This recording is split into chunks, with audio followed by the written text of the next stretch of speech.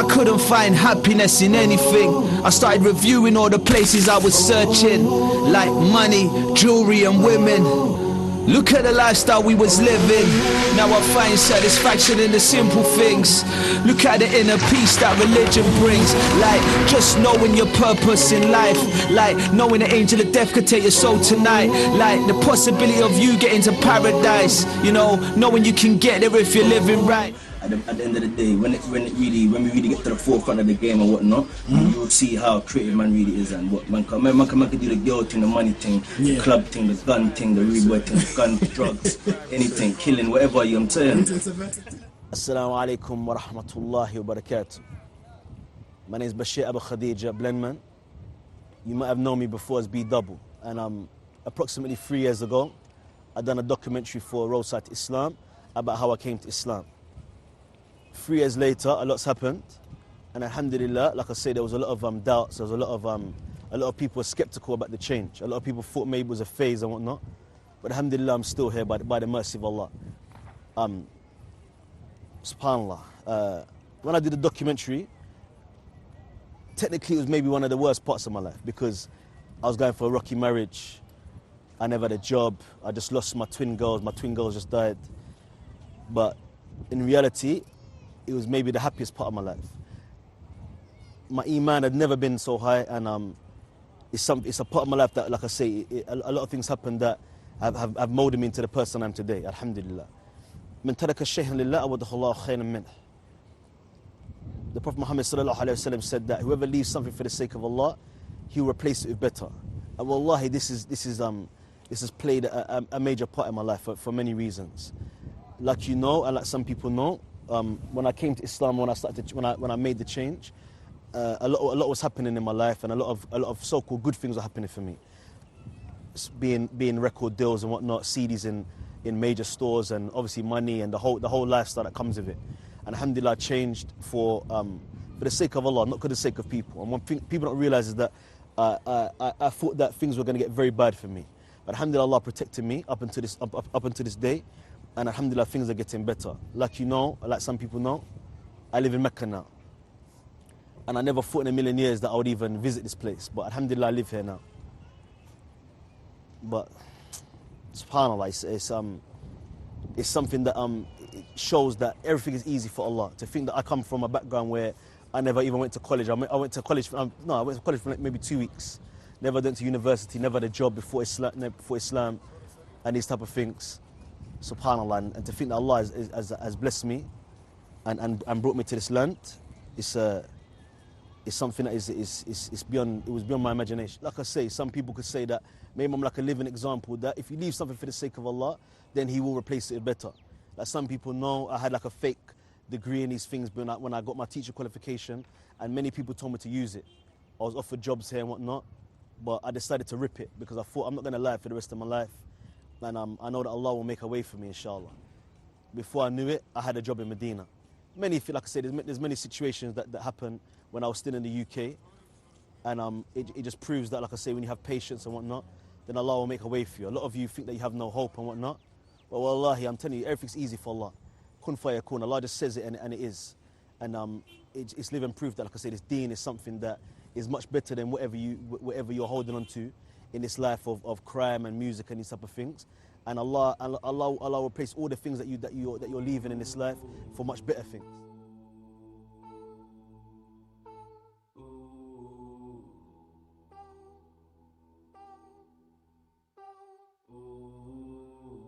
Came a long way from Guns N' Roses. I was on them streets to Islam. Now I'm standing up like a soldier. Still greet my brother with a palm. Waiting on Judgment Day. Could have died in those streets we used to play.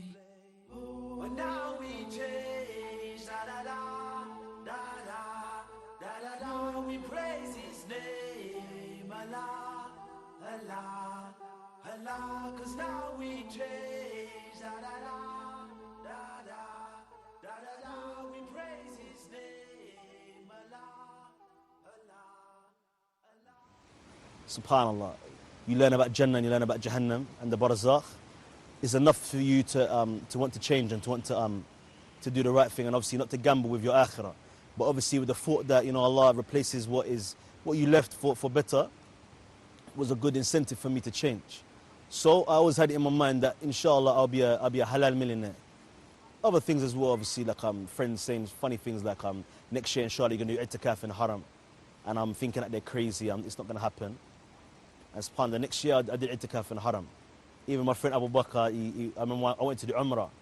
I had the chance to do either do Umrah or go to Egypt for some time. And he said, no, go and do Hajj, akhi. Do Hajj. And in my mind I'm thinking, like, give me the money to do Hajj and I'll do Hajj. I don't have the money to do Hajj. The same year, subhanAllah, I did Hajj. But like I said, the build up for that time it wasn't easy. Like I said, I had to make a lot of difficult choices that I don't need to disclose on the documentary. But like I say, it wasn't easy. So I don't want anyone to get the notion that when you make these changes and big things happen in your life, that these changes are easy. It takes a lot of patience. It takes a lot of tawakkul in Allah. You have to really trust in Allah that Allah will make your affairs easy. So, and that's what He done. Like I say, I did my Celta, and like I mentioned before, you know, like I had a fake degree, and it got ripped up. Cause I didn't want to lie and whatnot. And Allah allowed me to get my first job in Medina. And like I say to Khay, like imagine what it's like to get an email, thinking that maybe you get a job in Dammam or Riyadh or somewhere, but they say that your job is in Medina. And this is from someone that never had a job in his life, went to college for 2 weeks. And now, like I say, I'm not in Medina no more, I'm in Mecca now. I was in Medina for a year. An amazing experience, subhanAllah. Something I'll never forget. And like I say, spent some time back in the UK, and then when I came back, I had no intention of living in Mecca. But when I was in London, I had a lot of problems with my visa and whatnot. I said to Allah, if you want to stay here, then leave me here, no problem, I'd accept this from you. Just give me Firdaus al-A'la as my reward, inshallah. And subhanAllah, like we know the salah in Mecca is worth 100,000. The equivalent of 65 years, subhanAllah. So you can imagine what it feels like to know I live in a place that every time I pray my salah, I get the reward of 65 years worth of salah. It's something that is still something that's very hard for me to get my head around, that to think I'm here, knowing where I'm coming from. And ask Allah to continue to facilitate me a khair. But like I say, these steps are not easy, and I don't expect anyone to think they're easy. But Allah can do, Allah does what He wants. And like I say, it's, one thing I want the brothers and sisters to realize as well is that when I look back on my life, say 5 years ago, 5-6 years ago, like I say, I was a criminal, I was a rapper. Like I say, I was like very close to either death or prison. And to think that I'm here now, it just shows that Islam is something that has come to change the people. Like we know, Islam came to perfect the people and it come to change the people. So if you're not willing to change yourself, you're not ready to even down to your mannerisms, even down to the way you speak, the way you walk, the way you dress, you should be willing to change if you want Allah to change your life. A lot of people, they're stuck in their ways. They want to still carry this kind of gangbanger mentality, or this provocative woman persona, and they think Allah's going to change their lives. It doesn't work like that. You can't. I don't see you going from the nightclub or from the studio and coming straight to live in Mecca. And that's what a lot of these people expect, but it's not realistic. So like I say, one thing that is very important for the people to understand, that you have to be willing to change.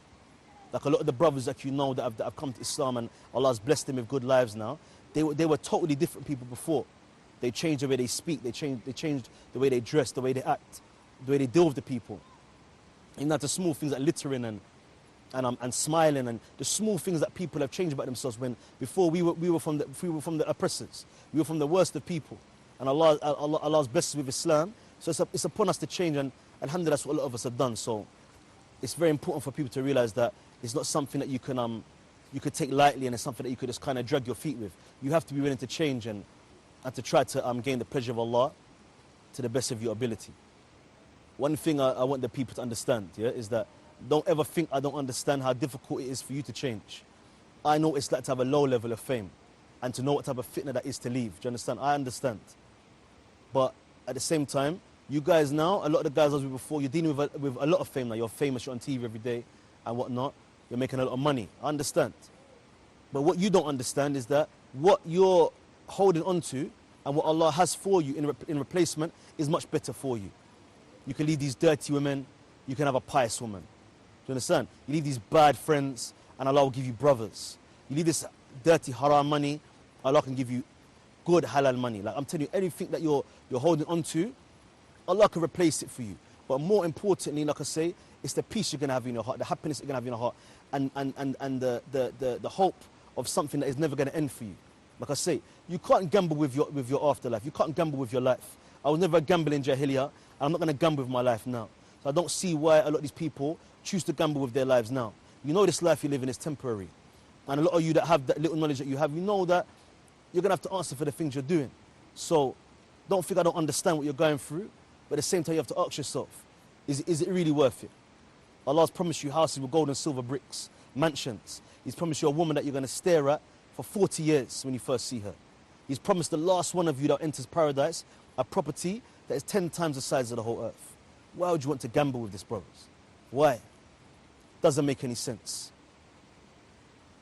Doesn't make any sense. And it's something that is very important for the people to understand in totality, is that before I came to Islam, I didn't like the Muslims. Like, you know, there's a lot of problems in and around London, and a lot of the Muslims were pressing people to come to Islam, robbing them or whatever. They were doing a lot of bad things from ignorance. And a lot of them, alhamdulillah, they're practicing now, but a lot of them, they're not even practicing, they're not even Muslim anymore. So it showed that what these people were on was not Islam. And that's something that I came in contact with personally, and a lot of my friends came in contact with. And like you know, we weren't easy in Jahiliyyah, so we didn't accept this behavior. And a lot of people died, a lot of bad things happened because of these issues with Muslims. So I didn't like Muslims. My cousin, he came to Islam in prison. And when he came out, I said, you know, obviously he said he's Muslim. You can imagine I had no respect for him. And I said, I don't have to do this Muslim business. I don't have anything to do with it. We said, like, please, cuz, yeah, understand that Islam is that we believe in Allah. We believe in the angels. We believe in the messengers. We believe in the books of Allah. We believe in the Day of Judgment. And we believe in the predestination of Allah. We call it the Qadr. Wallahi, that was a very angry moment for me, because I thought, I know all these Muslims. Why did any of them tell me this? Like a lot of you know, I was searching for Allah. For the whole of my life, I've been searching for Allah.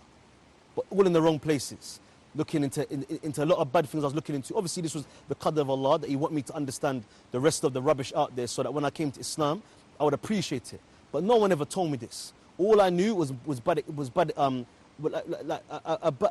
a bad image of Muslims, of people that didn't take their religion seriously. And they didn't even take the time to tell me what the belief system was. So when I knew this, I think maybe the next day I was in the masjid, praying, fasting.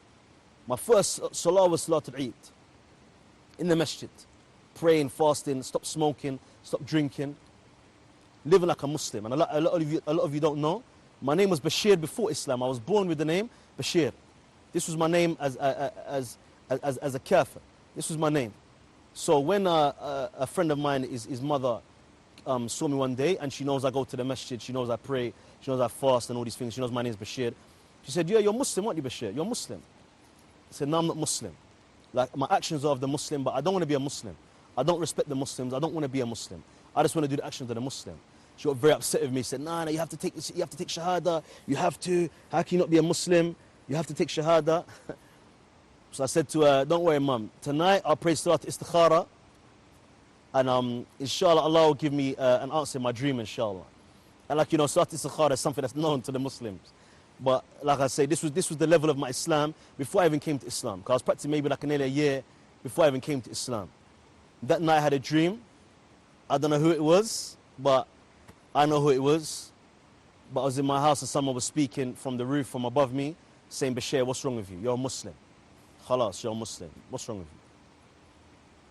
The next day, I said, Ashhadu an la ilaha illallah, Ashhadu anna Muhammad Rasulullah. But like I say, something I said before, and it just shows the fitrah of the human being, that Islam is something that's been put in us since we were born. And sometimes all you have to do is convey it to the person. Don't give people a bad impression of Islam, and take responsibility for yourself in regards to the people.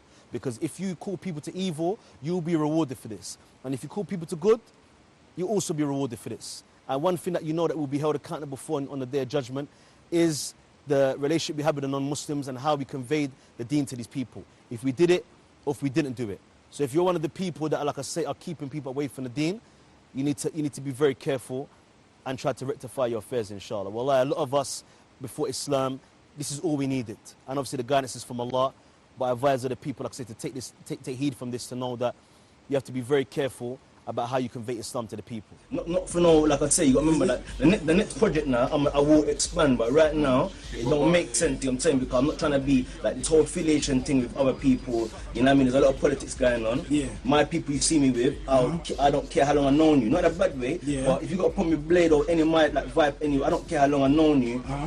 You know what I'm saying? It's one of them ones, so I'd rather just keep with my people because it's very political right now. But Definitely at the same time, it's like I rate my people. I don't really rate everyone right now. It's not that bad. I don't rate everyone. I rate my niggas in it, so I'd rather keep it like that, innit? Not personal.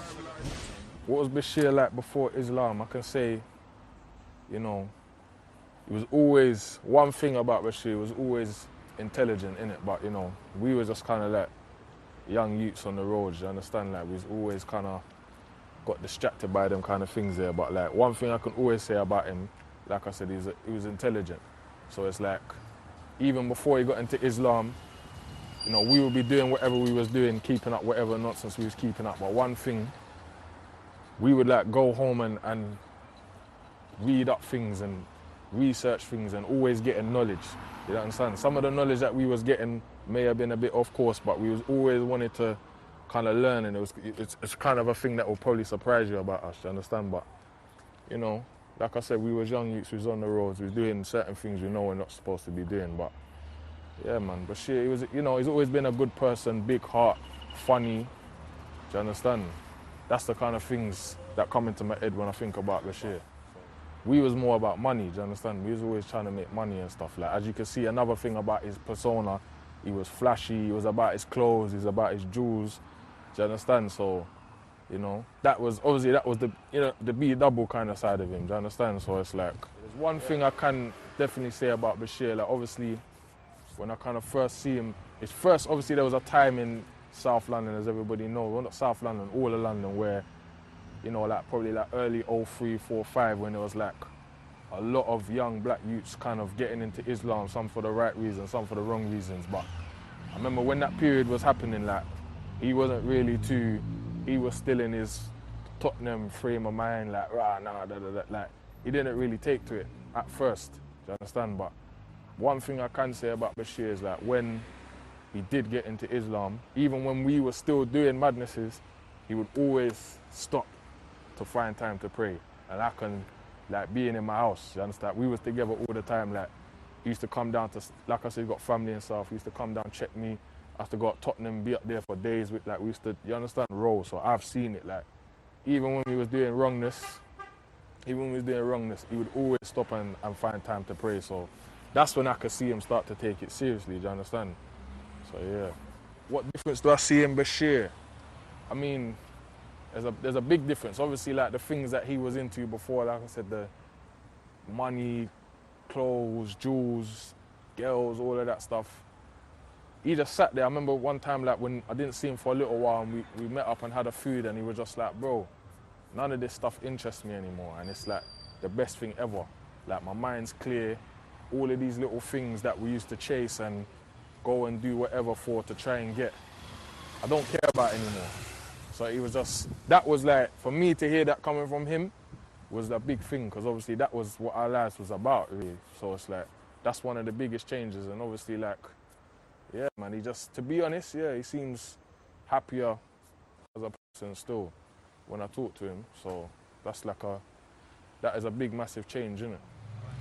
I mean, Islam to me has always been one of the religions that I've always kind of understood more than other religions, you understand? But it's just, me as a person, I feel everybody's kind of got their time where they take to something or do you understand? But now obviously he's definitely changed my views, because like I said, back in the day where certain man was joining for the wrong reasons, because they were scared in the streets, whatever, or all of that crap, like, that's when a lot of people even stayed away from it just so they didn't look like they was, do you understand, coming to Islam because they were scared. So it's like, it worked and it didn't work, because obviously a lot of man did turn, you understand, go, you know, turn to Islam and do it the proper way.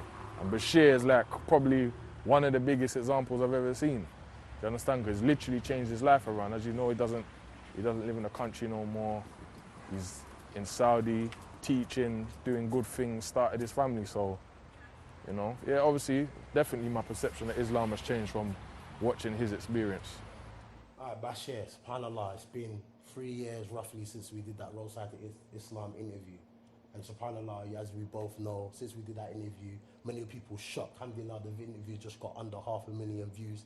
And so much reaction in regards to you becoming a Muslim, leaving the music industry, and coming to the religion of Islam. So we just want to talk briefly about some of the comments and some of the feedback and some of the things a lot of people said. And I just want to get some of your feedback in regards to this. Now, one of the biggest comments that I saw from a lot of people, whether they were Muslims or not, were saying that this guy, Bashir B Double, he ain't gonna last. This is not a reality. This guy is proper fully on this road, living the street life. I can't see it lasting a year or two. Now we're 3 years on, you being in the Deen of Islam. What have you got to say to people who had that kind of reaction towards yourself? Bismillah. To be honest, bro, yeah, I don't blame them. Yeah, I don't blame them. We know that the current situation with the Muslims at the moment is that this is the reality. Like they come to the Deen, either they leave the Deen completely, or like I say, they backtrack into their old lifestyles. Maybe they're still Muslim, but generally, there's not a lot of success stories, so to say. And my story is not a success story because I'm still alive. I'm not dead yet. When I'm dead, then we can really, you know, we can be happy about what's happened. But at the moment, I'm not safe. All it is that Allah has had mercy on me so far. And like I said, alhamdulillah, I've done my best to try to please Allah to the best of my ability and to stay in the Deen of Islam. So I don't blame them, to be honest. I don't blame them. Actually, now we know a lot of brothers who come from a similar background from yourself, who are like heavy involved in the music industry, whether it's the rap industry, garage, whatever, UK scene. And we know a lot of brothers and even sisters are struggling in regards to this, like leaving the music. What advice have you got to any brothers and sisters who are like coming from the same transition as yourself, to give them some kind of encouragement to leave that kind of lifestyle, to be on the same similar pathway as yourself? First and foremost, like I say, you and myself, we know, like, obviously, no matter how, maybe not even yourself, but I know more so me. I know this is the case. People think that I'm not so understanding and I'm a bit shadid, a bit firm with the people. It's only because I feared to go back to this life myself, and I don't want to put people in a situation where they think that it's okay what they're doing. Even though I understand what they're going through, I understand because we're all humans, but our soul is inclined to evil. So we're going to be inclined to do these things, and like I say, there is benefit in it in regards to the dunya. You become famous, you get women, you get money, you get to enjoy yourself, so on and so forth. But the situation is, the reality is that it's not like what you're doing. You promoting evil and violence and crime and sex and drugs and these type of things. You have to be accountable for all of this, do you understand? So it doesn't matter what we have to say about this situation. All they have to do is they have to be sincere and just check any book of shirk, any book of kufr, any book of major sins, any book of these situations, you understand? It's very easy to do light research in regards to the sins that they're doing. And when they understand the punishment that's involved in these type of sins they're doing, and the repercussions that happens, and the effect it has on the Muslims and the non-Muslims, they'll realize how severe the situation is. So like, it's not about what we've got to say, to be honest. You have to ask yourself, are you sincere? Do you want good for yourself? Do you want to go to Jannah? Do you want a good life now? Not just Jannah, but you want a good life in the dunya as well. Because most of these guys are not happy. And like I said, the only reason why I do come across so hard with these people, because these are not American guys, do you understand? These are not guys that are making money from music. These are guys that are just selling drugs and promoting it just to be famous on YouTube or whatever. A lot of these guys have never seen a penny from music. So what you're doing, you're showing that your level of insincerity is through the roof.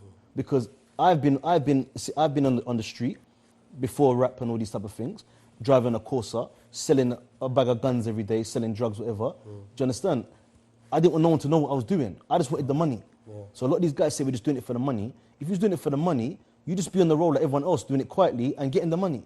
You won't be spending all of your money just to be famous. Do you understand? And that's what these guys, I'm telling you, the reality is that's what a lot of them are doing. They're not making a penny from the music. They're probably never going to make a penny from the music. They're just selling drugs and spending it on music videos to look famous, any type of thing. So, and again, I understand why they do it. Because there's benefit. They can go to a nightclub, they can go on the street, everyone likes them, everyone knows them, everyone thinks they're rich. And sometimes people thinking you're rich is more fun than actually being rich. And that's the reality. Some people don't, like a lot of these rappers, even the famous American ones, they don't have any money. But everyone thinks they have money. It looks like they have money.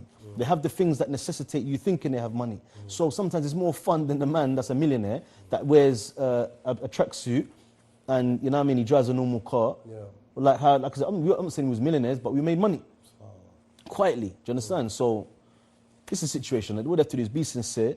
If you don't want good for yourself, if you don't want to go to Jannah, then that's your business. But if you want good for yourself, you want Jannah and these things, just do what we've done. We took time, we begged Allah to guide us, we asked, we made a lot of dua, we tried to rectify our situations, and we tried to seek knowledge. And the rest is with Allah. That's the best advice I can give to you. Yeah.